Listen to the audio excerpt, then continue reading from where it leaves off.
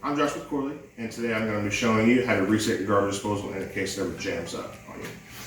A lot of times when we're using the garbage disposal, we throw food down there, it gets jammed in the blades, and it won't spin anymore. And that'll cause the motor to keep running, and it'll overheat, and it'll cause it to trip, and then it'll shut off. There are some ways to fix that problem, and I'm going to show you how.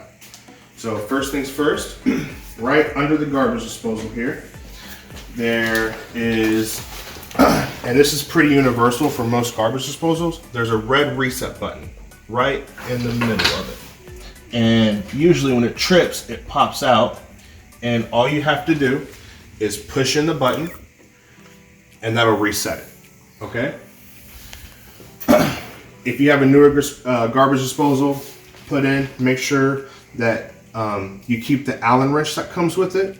If you have an older garbage disposal or you just can't find your Allen wrench, you can get a set of Allen wrenches and just find the correct size for it. Right in the middle of the garbage disposal, you just put your Allen wrench up there.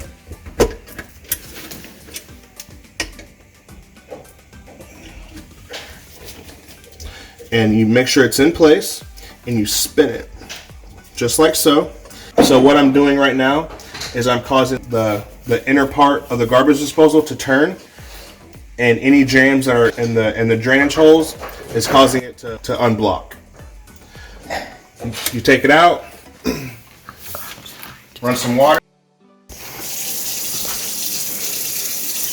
turn on your garbage disposal, and it should work. And that's how you reset your garbage.